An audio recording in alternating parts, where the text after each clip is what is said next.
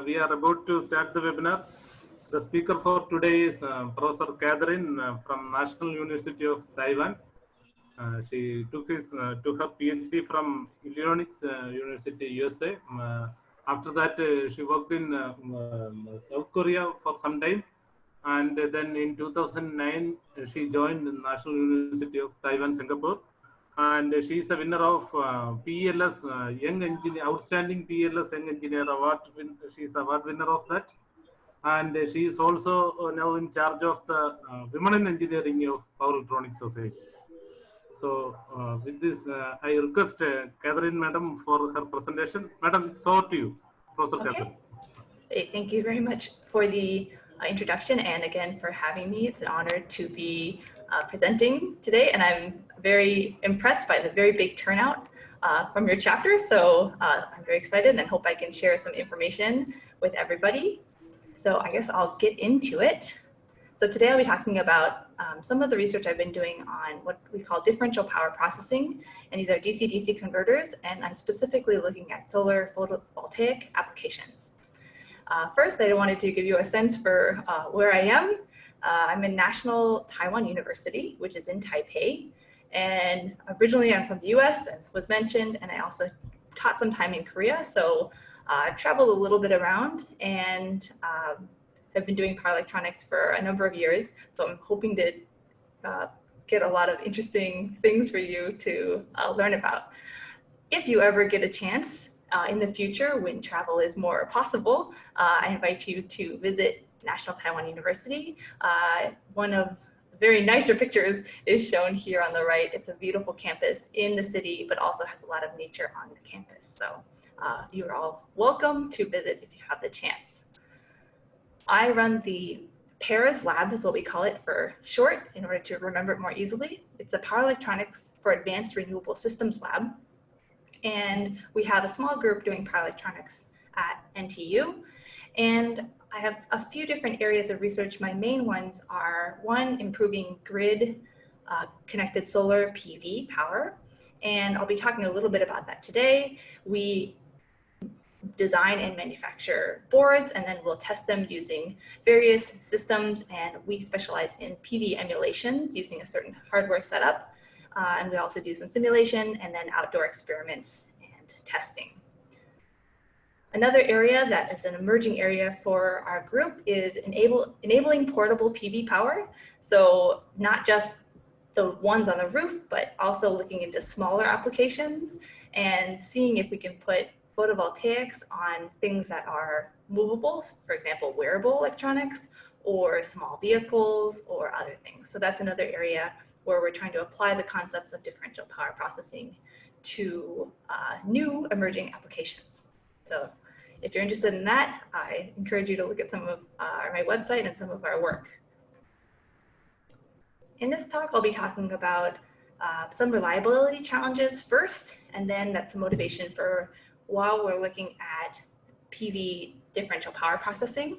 And I'll use PV, sometimes that's photovoltaic, so solar cells usually. And if I say DPP, that means differential power processing. And I hope that will give you definitions for the terms that I'll be using. Then I'll go into some of the topologies that you can implement these ideas. And then I'll talk about a specific type that I've implemented in my lab and some of the results from that.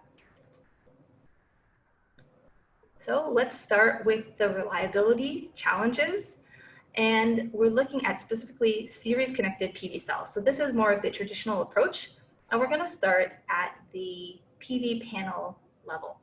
So if you see a PV panel, you usually see all the little squares.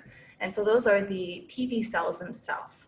And each of those is a pretty low voltage. I'd say it's around one volt plus or minus some depending on the material. And in order to get to the higher voltages that you need for grid, which is usually anywhere from 120 to 220 RMS, then you need to put them all in series. So the panel usually has the cells connected in series. So you can see following this orange dotted line, the cells will go in series like this. So the first two columns will make up one series string. And then you have 2 and then 3. So usually you have 3 of these sub substrings in each of the panels. And you can kind of represent those substrings here. So each of these would be, for example, this column here. And usually we have a bypass diode that goes on the outside. And these are all located in a junction box that's behind this PV panel. So I don't show it here, but right where the mouse is where the junction box is. And there is a lot of things that we have to worry about in the construction of these, and I'm specifically going to talk about mismatch, so the problem of mismatch in our system. So that's the basic construction. Now let's go into some mismatch problems that occur. So ideally, you would have all of these cells are exactly identical. So you would manufacture them, they would be exactly the same, and you put them all in one panel. However, when you're manufacturing these, this PV cell is essentially a large diode. And so it's a very large area and it's difficult to get them completely uniform. So when you manufacture them, you're going to get some tolerance in terms of the power. So maybe one cell will produce, here's an example down here taken from, I think from SunPower is one of the companies that makes them. Maybe one cell is very low power, 3.4 watts, and another one's very high, so 3.8. In order to reduce the variation between cells, the manufacturers will bin them. So usually they're done in person and someone will actually measure each of the cells and then bin them into similar groups. So for example, in one panel, so this is an example down here in the graph, the 335 is a power in one of the panels. This is a model number for one of the panels, and it provides 35 watts. And the identical panel, essentially, except for the PV cells are from a higher group of power. That one provides 385 watts. So if you ever see panels, they look exactly the same, but they just have different panel power levels. That's usually a result of binning. So they do that to get rid of the mismatch between the different cells in series. So a lot of effort is put in at the manufacturing level to get rid of as much mismatch as possible. But even with binning, you'll see you may have a range of power that's maybe varying 1 watt, for example, between the same cells in a panel. So that's one source of mismatch right from the beginning, even brand new cells. And then once you install them, you still have problems such as dusting. So shown in this picture on the left, once they've been out for a while or just some weather events, you'll get dusting over the panel. And you can see they're pretty thick on those panels, for example, and that will, one, reduce the amount of sunlight hitting it. So it reduces its performance, which is not good. But also you'll see they're a little bit uneven in terms of the dusting or the sanding on top of the panel. So that will also create some mismatch between the panels in the system, the cells and also the panels. One way people can try to reduce that is if you have a large solar farm, they may have a cleaning solution. So you may have little robots that clean, or you may just people physically clean them every once in a while. But that takes a lot more effort. In short, people are trying to reduce the mismatch as much as possible. So why is this a problem? What's wrong with some mismatch? Well, one problem that happens is called hot spotting, and this is a little bit more extreme. One will be just you're going to lose power, which we're going to discuss in a few slides. And then the other one is that when they're uneven, they can actually, some of them can become weaker. So these cells that are heating up are actually weaker than the cells around them. And the power from the other cells essentially gets pushed through these weaker cells, and it causes them to heat up. So they actually become a load rather than a source.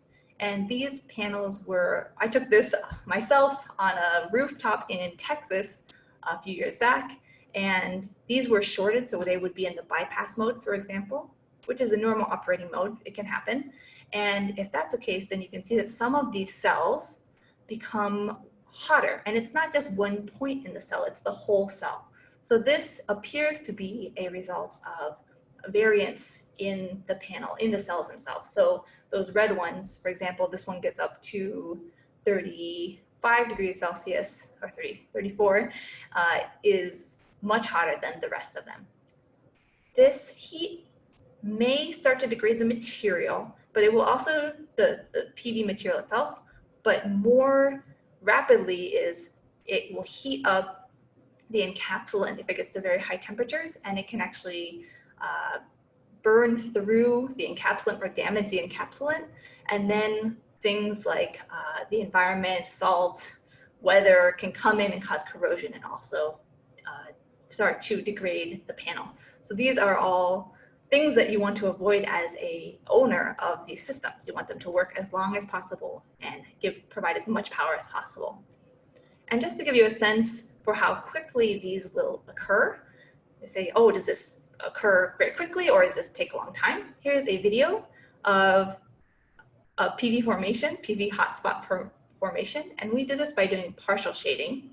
And so it's hard to see because it's an infrared image. So we're just seeing the temperatures, but this is a newspaper that we rolled up and used to cover part of the panel. But you can see in less than 30 seconds, we're already starting to see some heating up of this panel. So this is a hotspot forming in just a couple minutes. This was not an extremely hot day, but you can still see that this one area is becoming hotter. So this is something that happens with the cells, but because we don't usually see them in IR, we don't see this, it just looks like a panel to us. We don't see this kind of damage that may be occurring internally, which can degrade the system. So this is a result that can be a negative result with mismatch in the system. Other ways to have mismatch is the one actually that's most common, which is partial shading. And I have an unusual example of partial shading. So usually you can have, for example, leaves or a bird or a bird nest, things like that, or dusting that can be uneven on the panel. Here's a more interesting example of a goat that's on top of the panel and creating some partial shading. So we're going to use this as an example to go through what's happening inside the string when partial shading or degradation or mismatch happens. So let's go back to an example where we're looking at this 3 substrings put together, and we have something shading one of them. So this is creating a shadow over part of this string, and this red one is where, for example, the hotspot may occur. And if the shading is really severe to the level where the amount of current that could go through it and produce power is really low, much lower than the ones around it, what happens is that the overall current will be higher. So the extra current, it needs to take more current than this PV can provide. So some of the current will go around this bypass diode, but you'll still have current going through the string. It will just be limited. It won't be a very high amount. The rest of it will go through the bypass diode. So let's go a little bit deeper into the electronics of what's happening. So the IV curve. Ideally, everything would be the same. So this is, if everything is exactly matched, then we would have just the string current going through here. So this is in series, so all of them, the string current is only one current for your system. And let me explain this really quickly. So this is the IV curve for a PV. It's a drawn one, but shows there's this knee of the curve, and it is kind of a sloping. It has a positive value. So this region here, positive current, positive voltage, this is where the power is being generated. And the operating point for the curve has to exist on this line. So if you open circuit it, it would operate at this voltage without any current, zero current. And if you short circuit it, then it's going to operate at this point where it's 0 voltage and then the full current. And if you kind of calculate the points for all of these, there's one point where the positive power is the highest value. So this would be right here. And this is called the maximum power point. So if I say MPP, that means the maximum power point of the curve. So we want to operate at this point because this is where the PV produces the maximum amount of power. And so if they're all the same, we would simply pick that one current, and they all operate at the same exact maximum power point current. So we optimize all of them at once, and we extract every single bit of power out of every single one. That's the ideal case. In real life, it's going to be a little bit different. Let's take the case where one of the cells is a little bit degraded. So this is, for example, either a little bit shaded or it's degraded in some way. So it doesn't produce as much power. And if you notice the difference, so this is the IV curve for PV3. And if you notice the current characteristics are shifted down. So it's the same curve, but just shifted down a little bit.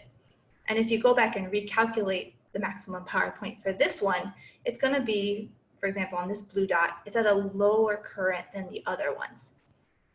And so to maximize the overall string, since they're all in series, there's only one string current that you can choose for the whole string.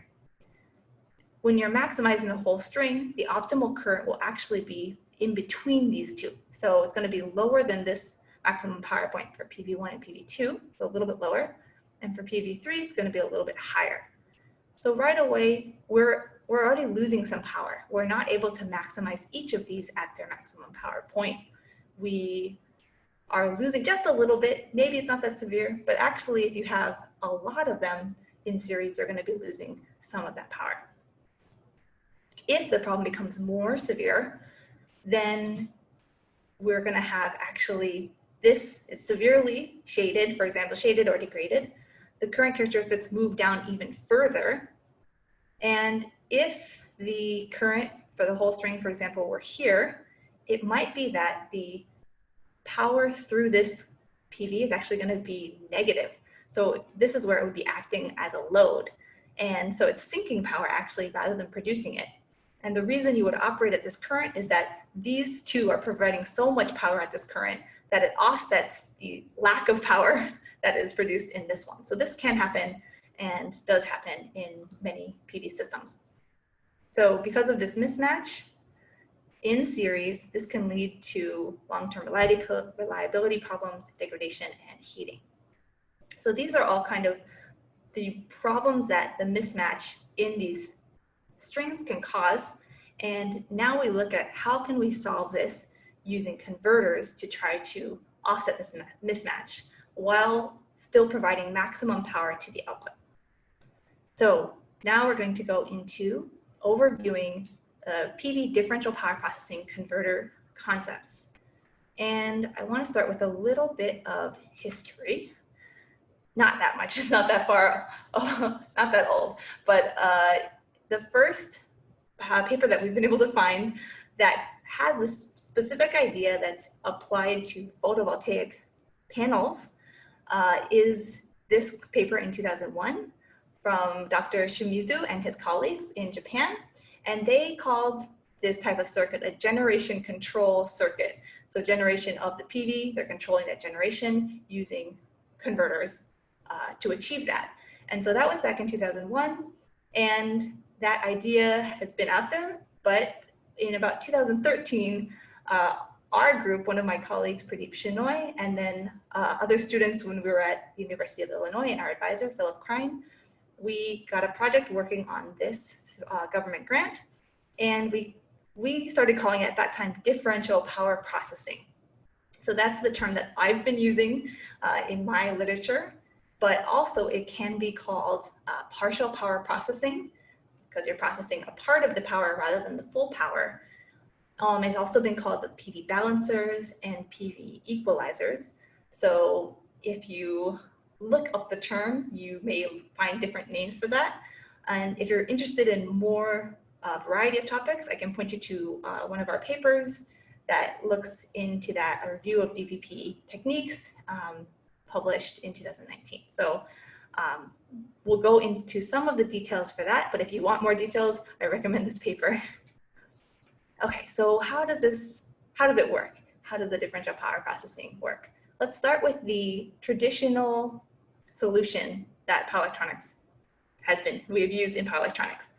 So the idea before was that we have a string of PVs and we put them all in series and we connect them to one inverter, so DC-DC converter and then inverter, and that provides all the power from the PVs to the grid. But you have that problem of mismatch, so if any of them become mismatched in some way, you're going to be losing power. the initial way is to break them all apart. So break up all these PVs, disconnect them, and then have them independently controlled. This one, for example, is a DC optimizer. And then you can take that power, individually control it. So for example, you may have a boost converter or some sort of converter here that takes that power and then provides it to a higher voltage that goes to the inverter. This does allow for independent maximum power point control. So each of them would be able to operate at the maximum power point, which is maximizing the generation. But then all of the power that's generated, so for example, if it's 100 watts, must go through a converter that's rated at 100 watts. So all of the power, 100% of the power is processed. And so you're going to lose power proportionally to the 100 watts that goes through it. So the rating of this has to be 100 watts, rating at the panel level. And the maximum output is proportional to the efficiency of your converter. So if this converter is, for example, a very high one of 98% efficiency, then that's the highest you can get. If it's lower, maybe 95, maybe lower, then the maximum power efficiency you can get is that same value. Differential power processing looks at the idea of a hybrid between these two. So the idea is to keep the main power through the PV, like here. So they're still connected. You still use connections between the PVs, like the series string. And you have the converters that essentially make up the difference. So most of the power, the bulk power, should be going through the panel, the PVs themselves. And then the converters can act as a way to take away extra power if that PV has more power than the other ones, or to add power around it if that PV is weak. So this allows for sub-panel level control. So you still get the independent maximum power point tracking, but you don't process as much of the power. So that's the differential part in this string, is that you're only processing the difference between the main power and then the one power of the PV. So that's the differential part, and then the power processing is you're only processing the smaller amount. This allows, in concept, to have lower power rating.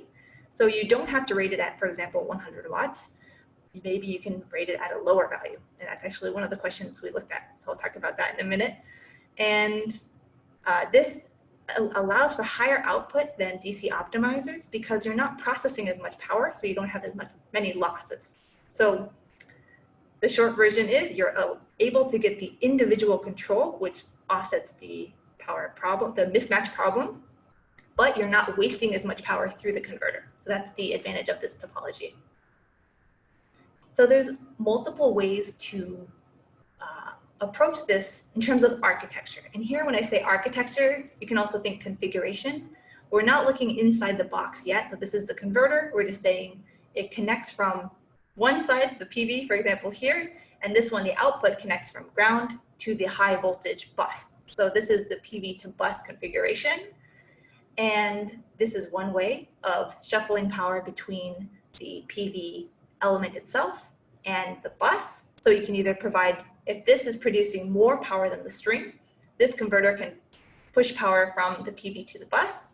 And if it's the opposite, if this PV is not producing enough power, enough current compared to the string, then the power can be processed from the bulk resistor, kind of this bulk, not resistor, excuse me, the bulk capacitor here that's storing energy, and you can push it through here to equalize the system while it's operating. The second architecture, there's one more, but we're going to talk about it a little bit later, is the PV to PV. And this is where the converter itself is actually connected from one PV you can think of as the input, and then the adjacent PVs you can think of as the output. And these are kind of daisy chained or laddered between. So this one, this converter, this is the input, this is the output, for example. And then this converter, this would be the input, and that would be the output. So you can kind of control each one of them. So each converter controls one of the PVs, and it's able to operate and push power in between adjacent PVs and control the system that way. Let's look at an example. If this is not quite visual, it takes a little while to visualize and understand all these. So let's go through an example, and hopefully that will help. Here is a number of PVs that are, we have some examples. So This is 50 watts, it's kind of the nominal PV4 and PV1 here, 50 watts. PV2 is a little bit higher, and then PV3 is a little bit lower power. And for simplicity, we'll make all the maximum power point voltages the same, and we're just going to change the currents have been changed proportionally.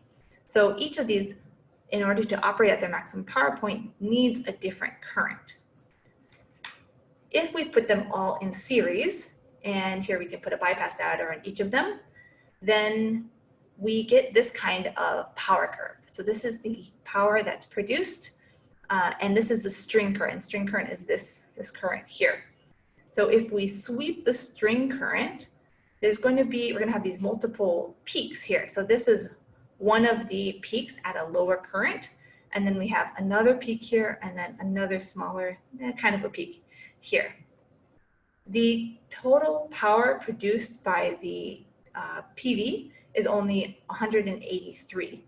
And if we go back 1 second, sorry, the total power for the system should be 194. The important number to look at is down here in the output power. So in this situation, if you just put them in series, there's zero power process because there's zero converters, then the output will be a little under 95% efficient. This is all ideal. We're just doing this to compare the power process and the output power that we'll get. So next, let's look at DC optimizers. So what would that produce? These are all independent. So you would have 4 independent IV curves here, which are shown down here with the yellow and stars.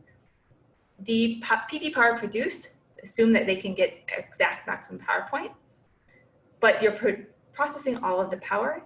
If we say that this is highly efficient, say they're 98% efficient, which is pretty high, then we would process 3.9 watts and our output power would be 98% of the input.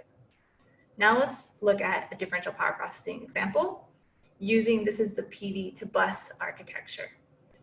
So here, and I'll just run through it here just to show kind of the currents that are happening here. So the maximum power point, this substring current actually here, this should be 5 amps would be the one that optimizes the whole string. And in this case, this one's already producing 5, so this converter could actually just turn off. It doesn't need to do anything.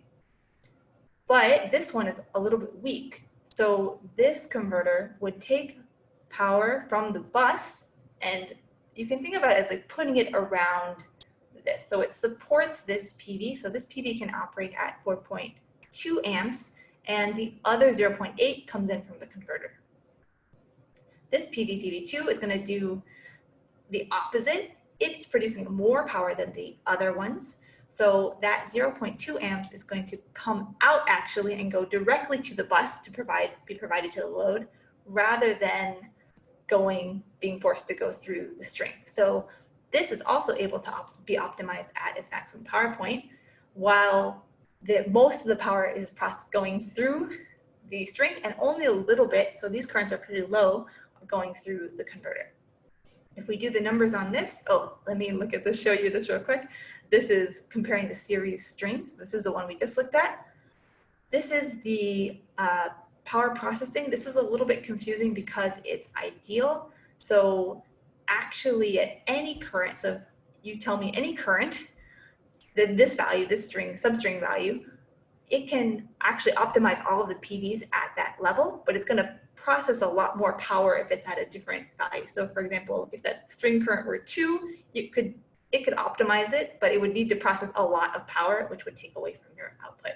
So you would want to operate at the point that is the lowest power processed for your system to optimize the output. So we assume that we operate here, which happens to be the 5 volts, which is the example we just showed on the left.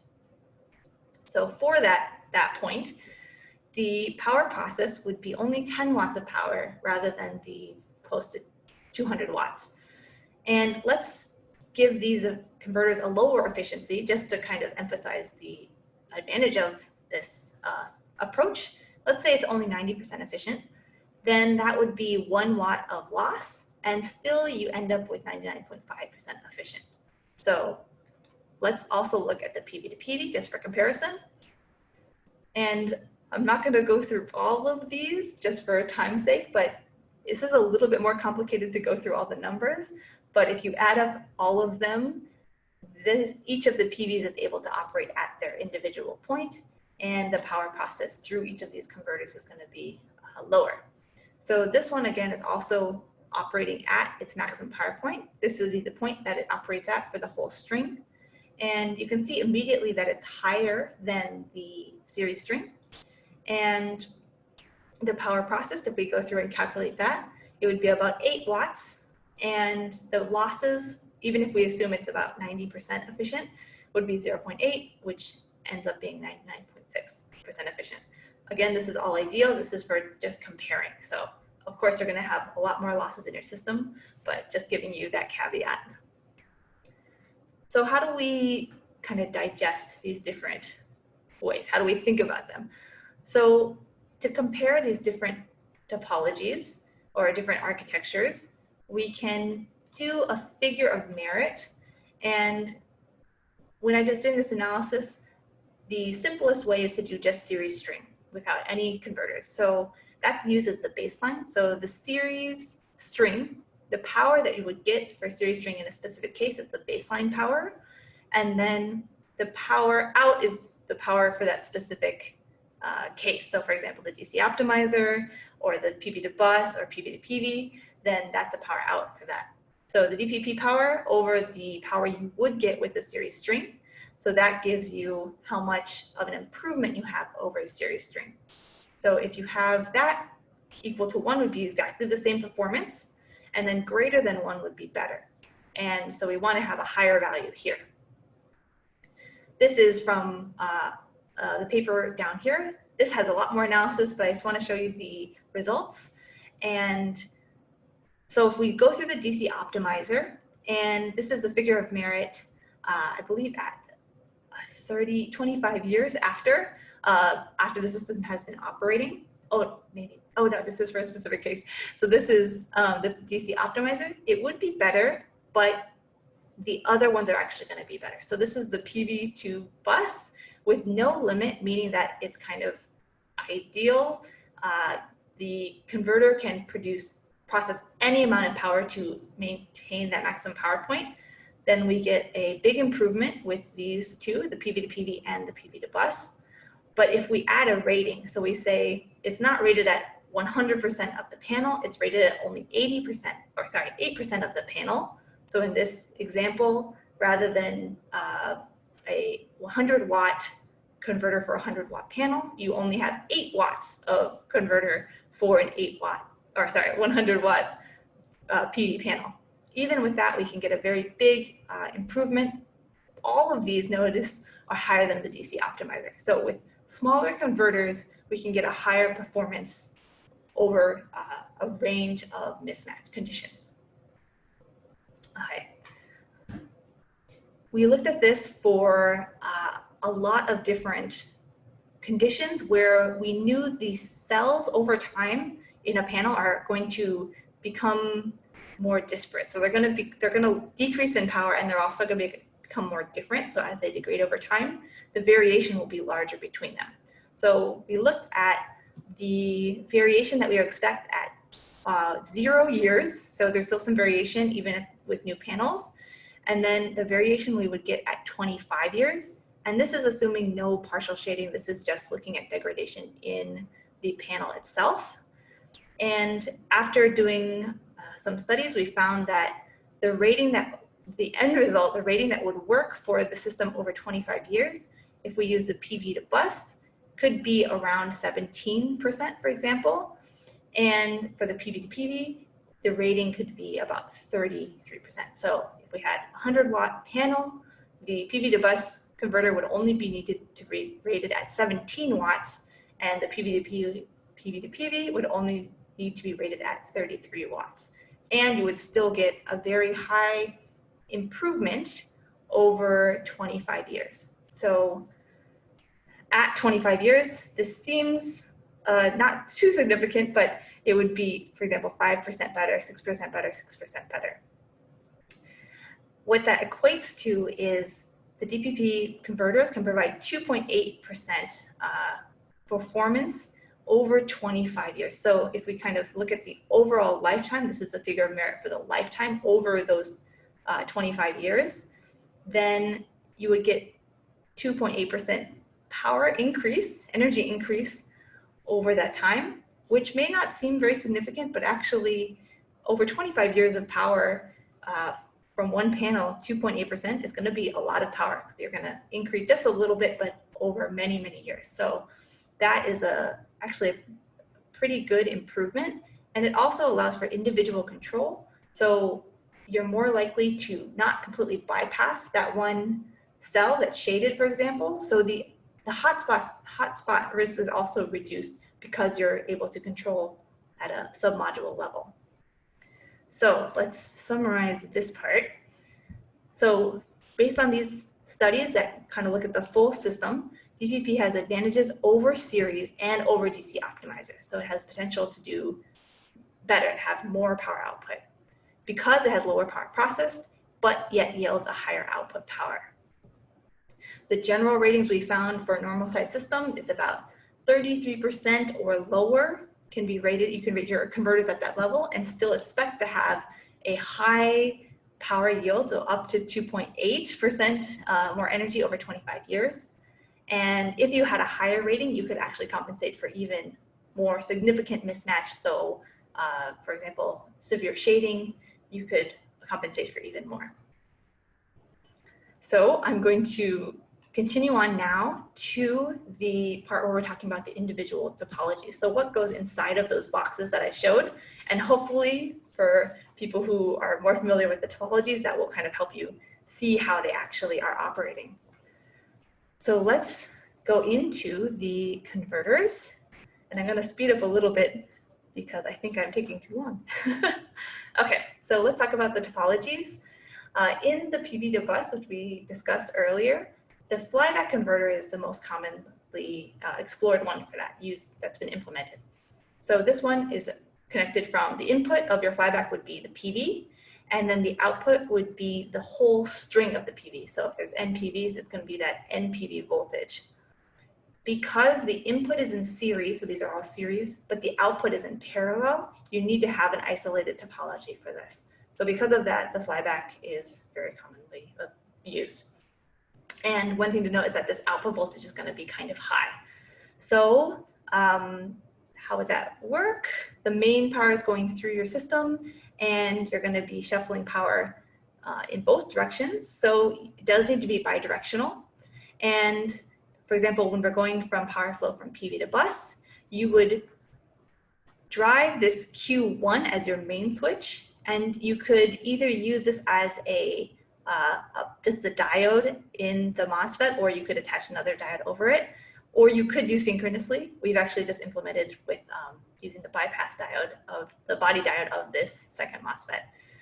So that would be flowing in one direction, and then to flow in the opposite direction, you would do the opposite. So you would drive this one, and that creates the current flowing in this direction, and then it's going to flow out to the PV and provide extra current through this string.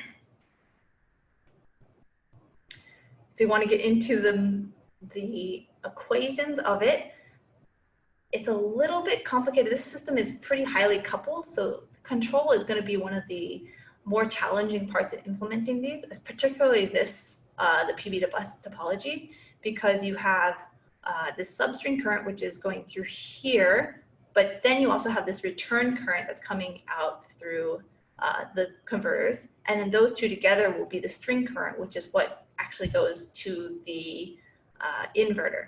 So the string current is what's controlled by the inverter, and then these two others are going to be determined by the PV system and also the controls of the converter. So these are the different equations. It's actually just using KCL and KVL, very basic equations. It's just many terms, so sometimes it can be a little confusing. But I went through and I simulated a bunch of these situations. So given a specific power, and we compared it to a series string. And this one is actually a little bit confusing to understand. The string current is actually only going to be seen, this is the string current that goes out to the inverter. It's only going to be within a very limited current that there's valid solutions. So in the ideal sense, you're only going to get solutions at this, this very narrow range, which means that if it's truly ideal, you can't really sweep the current, but in implementation, this is actually not a problem. So, but you can see here, if you are able to reach this ideal power, it's definitely higher than the series string case. So when you limit the power, so this is, for example, a 2 amp current limit. So now the converters can only provide up to 2 amps to the PV panel.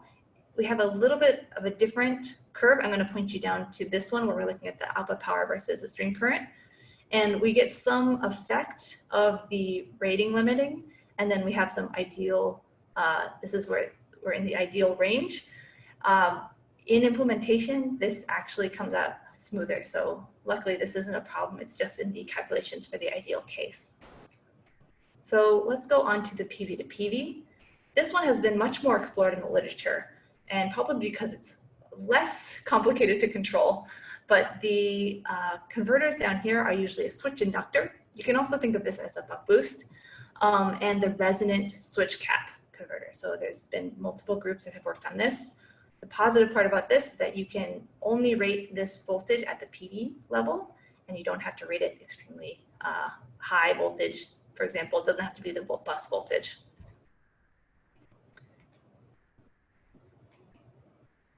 For example, if the power is flowing from the top PV to the bottom PV, you could, in this direction, you drive it in this way, and you can synchronize these switches, and you get power through the inductor going this way.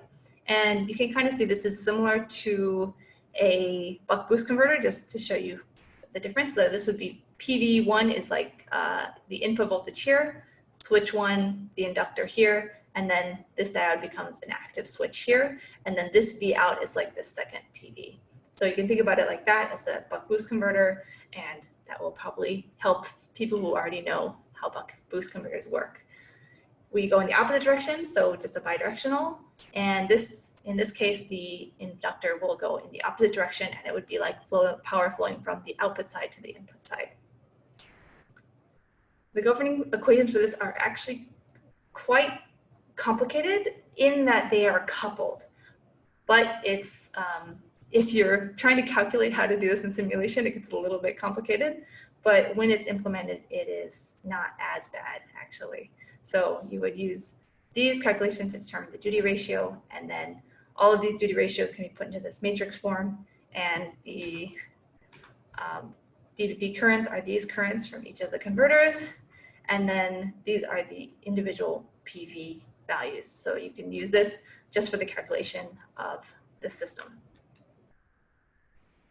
When it is, there's no current limit, meaning that the DPP converters can provide any amount of power, then we get a nice curve here. So this is a, the power curve is the dotted black one here, and this is convex. This one is nice because it's very clear to see where the inverter is going to operate. So if you have an MPPT, maximum power point tracking, running, it's going to seek the maximum point. So if there's a nice convex shape, it's going to go right towards the top of that. If you have, for example, these kinds of shapes with the different local maxima, it can get caught at a lower power level and actually reduce the total power produced. So these also help to reduce the multiple peak problem in traditional PV systems. If we look at what happens when we current limit, then actually this one we had to current limit to a very small amount, and we can get a little bit of local maxima that happens, but that was at a very extreme limit. So generally, even with a normal, for example, 2 amp limit on the input current of the flyback, or this is the buck boost converter, then we're still able to get a very good characteristics. The third topology I wanted to talk about is called PV to isolated port. And this is connection between the PV and an isolated port, or it can also be called a virtual bus. It's an isolated bus that is not the same as the PV bus. So it's its own voltage, and actually that voltage can be controlled. So it can be a lower voltage, it can be around the same value as PVs, and it could actually change value. So you could design what value that voltage would be. You still need a isolated topology for this. So you would use flyback, and this has been implemented only by a few groups, but almost always with the flyback converter. Again, this is bidirectional because the power can go in and out, but it's just exchanged with this power bus voltage. And the other thing that's a little bit different about this one is that the power here into and out of the bus has to be balanced. So because it's not going directly to the load, the power into and out of this bus has to be balanced. Otherwise, your voltage is going to either run away to a high voltage or it's going to go to zero. So the control on this has to be a different type of power balance. Usually people use a voltage mode that is able to power balance the system, but you actually are not able to reach the true maximum power point for this. So it's limited, but it provides advantages in that the output voltage here can be lower, so your rating on your output of your converter can be lower. And this works in the same way as the other flyback converter. The only difference is that you're taking the power into or out of the PV and exchanging it with this isolated port.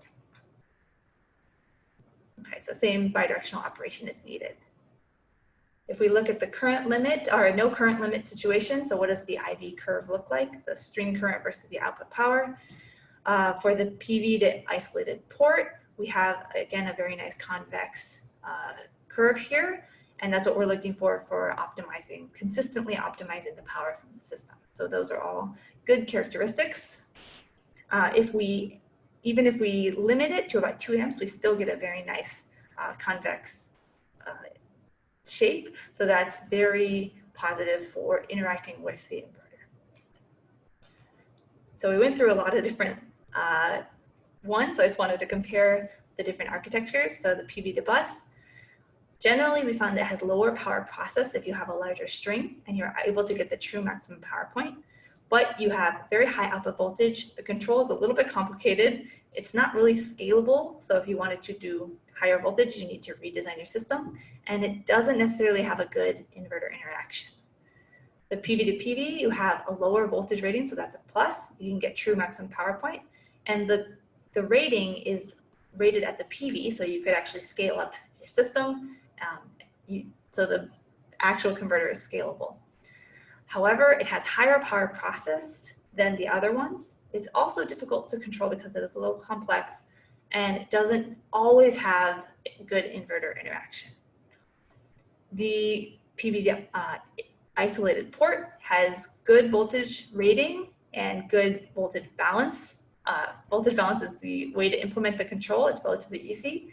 It is scalable and it has good inverter interaction, but it's not able to reach true maximum power, and a little bit more power is processed through it. So these are different options that you could look at if you're trying to implement these. It's not like one is completely better than the other one. It depends on what your system is, what kind of mismatch you're going to be expecting, and what kind of implementation you would need. So these all have advantages and disadvantages.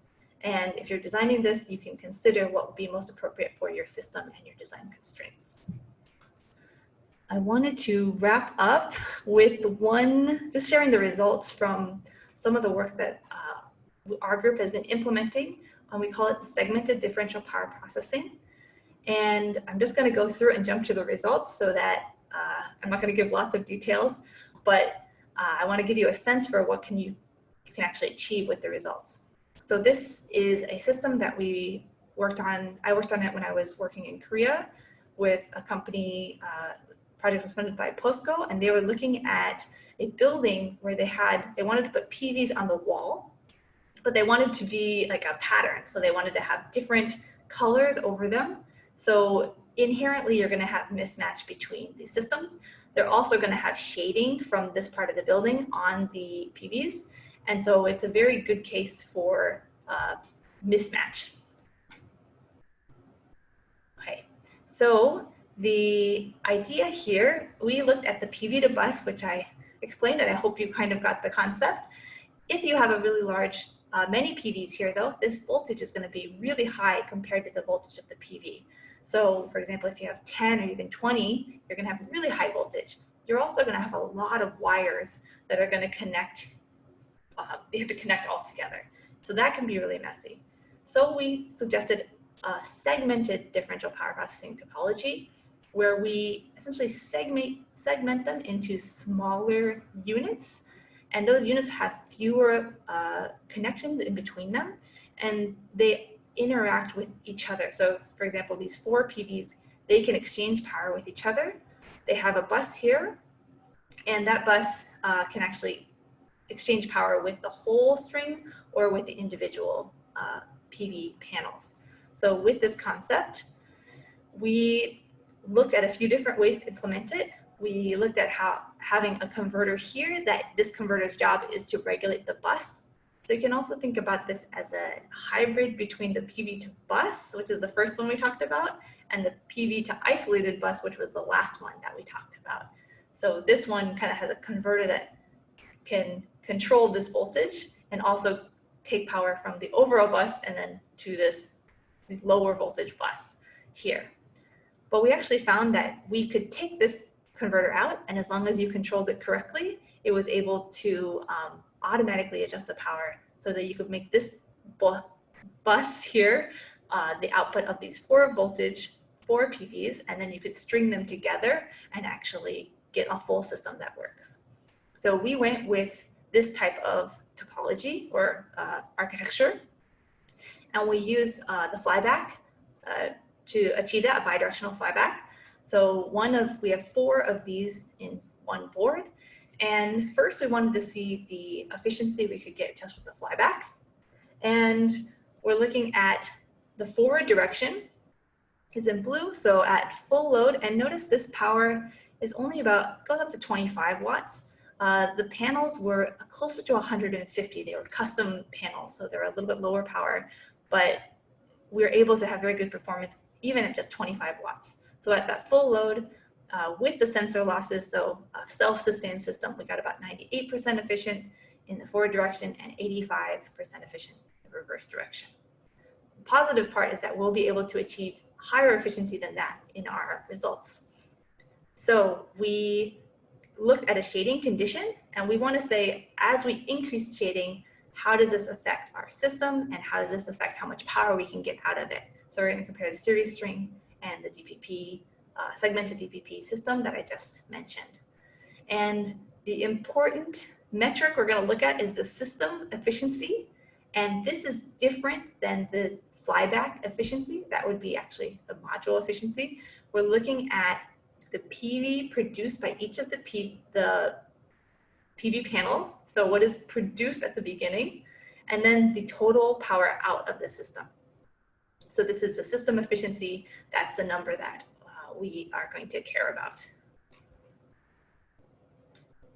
So this is the different shading levels we looked at. So we shaded from no shading. So I know this is a lot of cases. No shading, and then we incrementally shaded, increased the shading until over 60% shading of one of those panels. And so you can see the linear decrease of that 4th panel is decreasing. This is the green is the PV power. And then on the bottom plot, this is the series. So we just put them in series, and you can see we have multiple peaks forming after a little bit of shading. And you can kind of see where the maximum power point is going to be. And then the blue one is what we were able to achieve with the segmented differential power processing converter. And you can see in each case they are higher.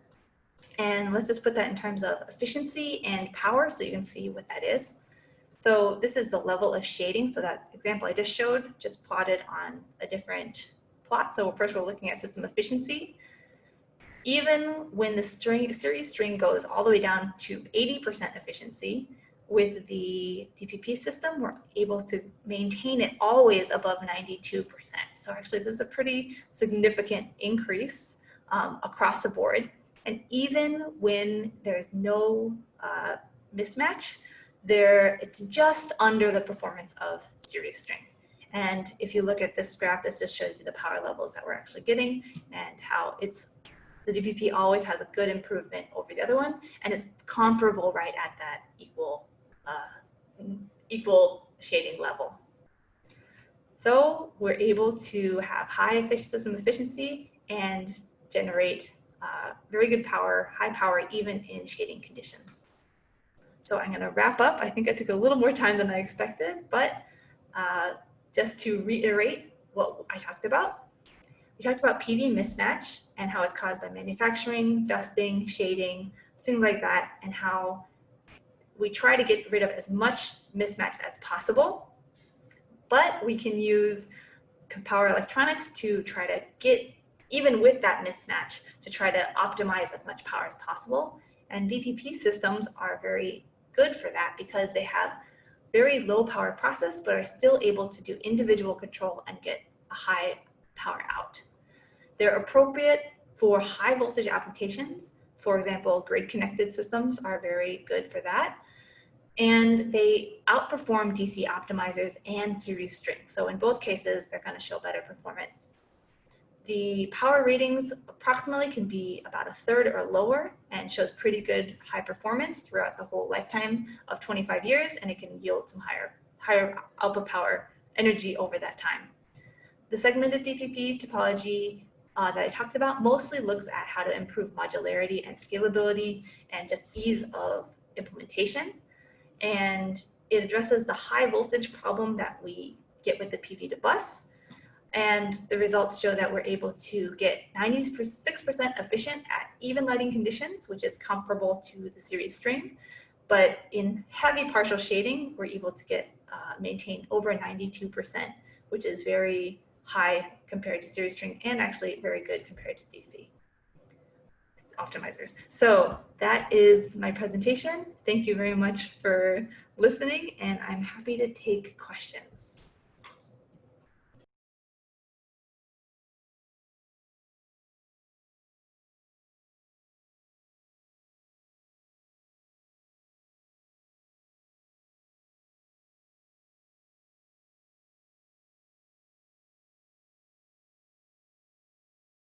In calculation for implementing each of them. So I use the equations that I have in each of these. So I'm implementing these all at the parameter level. So those are done in MATLAB. Those are all ideal calculations, and you can factor in, for example, losses based on a factor. And then for the larger systems, the actual implemented systems, like the segmented DPP system, there we used MATLAB, and we tried also with PSIM, but we used MATLAB Simulink. So we actually did it in Simulink to ease up control implementation, and we were able to get the results. It just takes a long time to simulate, so that's a big negative. But you could also do it in PSIM. We had trouble with some of the larger systems in PSIM, unfortunately. Yeah, good evening, ma'am. This is Yugal Kishore. All right. Actually, I want to work in a multi-input, multi-output DC to DC converter, especially designed for the DC homes in rural area. So, what is your opinion? Like whether I will go for it or not? Like a multi-input, multi-output DC to DC converter. What kind of, are you talking specifically about a PV system or a renewable energy? And then what would be your load? No, ma'am. I'm only concerned with the PV systems only. Input is PV system. Suppose I'm having multiple PV systems at different houses, and like the load requirement of the different houses is like different. So I want to connect. I want to interconnect all those PV systems. Okay. Let's see. If you're doing is it a DC grid by chance? Yes, ma'am. Okay. Yeah. Let's see. I would have to think. Actually, I have gone through, ma'am. Actually, I have gone through many literatures, but I didn't found such kind of system. So I want to know whether it is feasible or not. Like. Yes, I think the answer is it's definitely feasible. I think one of the challenges with that, especially if you have a DC grid with only a set amount of loads, is the power balance. So you want to match the power provided to the loads that you have, and the loads may be changing. So you need a kind of a full DC grid and a good control strategy for that. Oh yes, I feel like this is a problem that would have a lot of potential solutions, and I don't know if I have a specific answer for you, but you would need to look at. So is it possible to control, suppose I'm having 4 different systems, like 4 houses I have, and every house, let us assume the rating of the PV panel is 250 watt. So like, is it possible to control all those, the load of all those 4 houses with the help of single DC to DC converter? It's probably, you're going to want to have multiple converters, and I think that the go-to way would be to have individual converters for each of the PVs, and then a converter to the load, and to be able to control the amount of power that each one is providing. So in order to match the power from the PVs to each of the loads, and you would also need a way to, if the PV power provided cannot meet the load, it's too low, that the system either sheds a load, gets rid of it, or is they somehow able to adjust, or otherwise it would shut down completely. So that's really a control and a power balance problem, which is, you can use conventional converters, but the control of the whole system is going to be more complicated. Actually, I want to work for the DC homes for rural area. Like I belongs to Chhattisgarh state of India, where we have remote villages. They don't have access to the electricity, and if we go for what we call inverter-based PV systems, then the cost is very high, and Yes. And the requirement is very less. Like they need only 2 LED bulbs and one fan, and that will be done by one BLDC motors. So I want to work for that only. Actually, this is very similar. I didn't discuss it in this one, but let me see if I can go back to, I don't think I have a lot of material on it. It's actually a similar problem to what we're doing with the mobile power electronics. So this is a similar idea in that you have individual, so each PV has its own converter, but this would be like a parallel differential power processing concept, but you can actually control each one individually. And so you would have one converter for each of the PVs, and then you would have to monitor this voltage. This is a load voltage that goes out to your loads. If this voltage starts to become too low or too high, your maximum power point tracking, the algorithm that runs these PVs, can adjust. So if the voltage becomes too high, you can change the algorithm to reduce the power coming out of this PV to match the load exactly. And you do that based on the voltage that's provided at the DC voltage that's going to the loads directly. What about this cost of this DPP configuration? This one would be very low, actually. We're looking into actually the one shown here is a SEPIC converter. We're also looking at, essentially it's a type of buck boost converter, or very similar to a boost converter. So this one I think would actually be a lower cost solution, and you would not need an inverter. But if you have multiple voltages, you may have to either have 2 voltage rails, or you would have 1 voltage rail, and then you would have 1 step down voltage, 1 step down converter to go, for example, 12 volts and 5 volts, or whatever you have. Okay. So maybe this would be useful to you. We're still publishing it on. Ma'am, is there any scheme in your institute by which Indian scholar can work for the short period? It's possible. Yeah, maybe you can email me separately. Let me just put my email. I'll put it in the meeting here. I'll put my email here, and you can email me separately, and we can see if there's any. Professor, we will post it in the chat box, okay. Your mail ID. Great.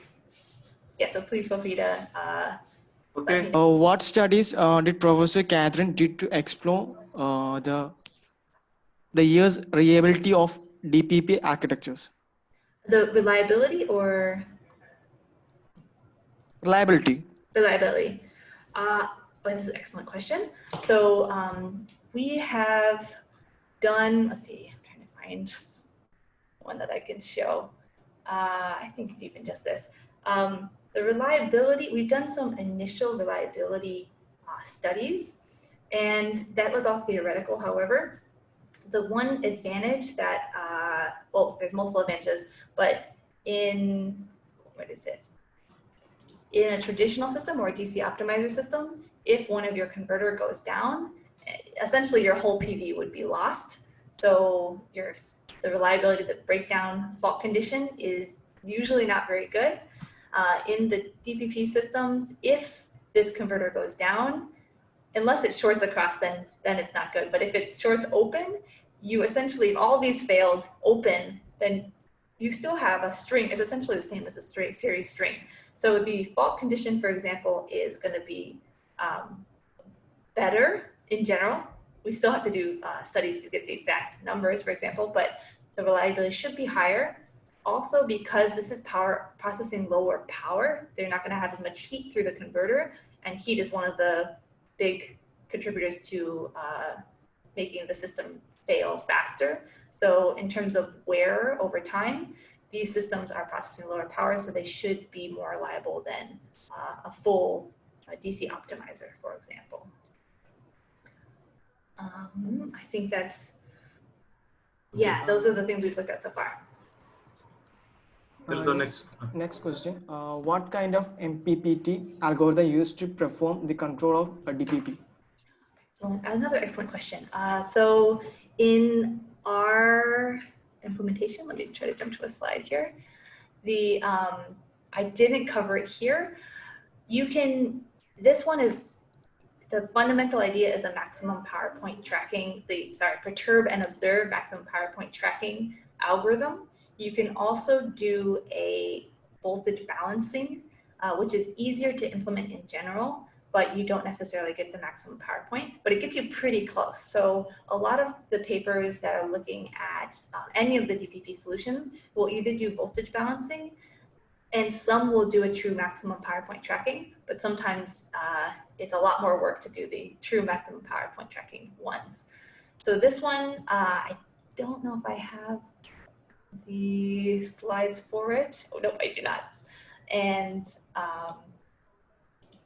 oops, I lost my slides here, sorry. But we do a modified perturb and observe type of algorithm, and it's just a little bit more complicated because you have to go through each of them in series. You can't just change the whole system at once because it's highly coupled. So it's a slower maximum power point tracking that uses perturb and observe. So you perturb the system and then you see how it reacts, if it goes to a higher power or not, and then you keep changing the system to continually track the maximum power point of the full system.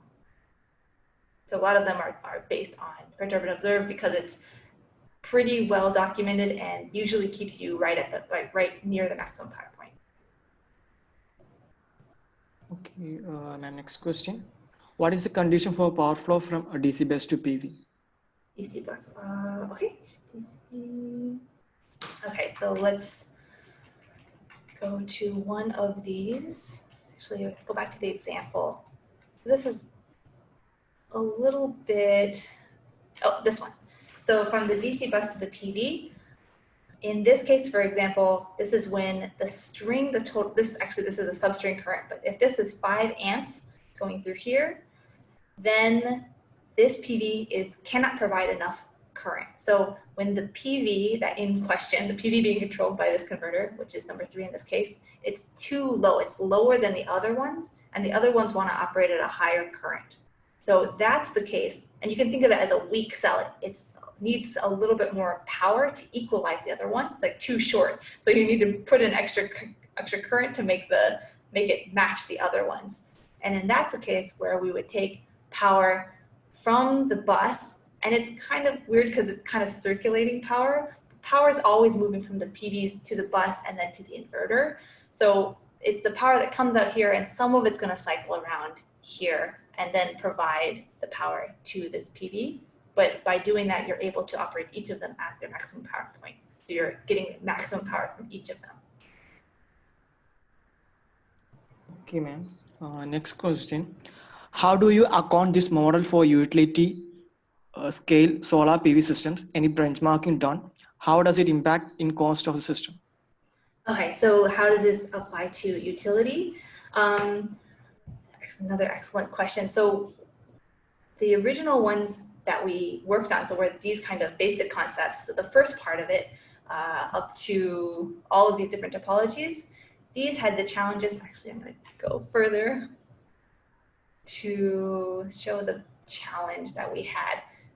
We brought these to companies in maybe 10 years ago, and we tried to convince companies, solar companies, to adapt and utilize these because they do, from an engineering perspective, have such a benefit in terms of power and ideally cost, because the converter components will be lower than, for example, DC optimizers.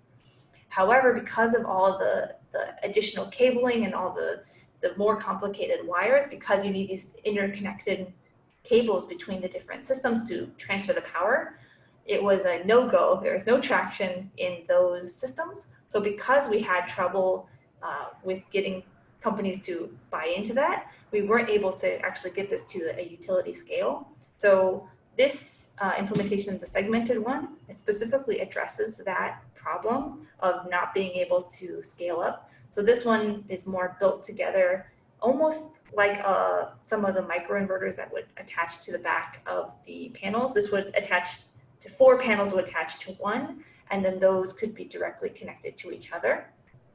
So this concept is trying to address some of the utility challenges in that it needs to be simple for people to install, and it needs to be hard to mess up because labor costs can be expensive and you don't want to have it be too complicated. So this is, it's been patented, but it's not yet in the phases of scaling up to the utility, but there's no reason that it couldn't scale up to a utility. And right now we assume that it can interact with an inverter that goes directly, a commercial inverter, for example.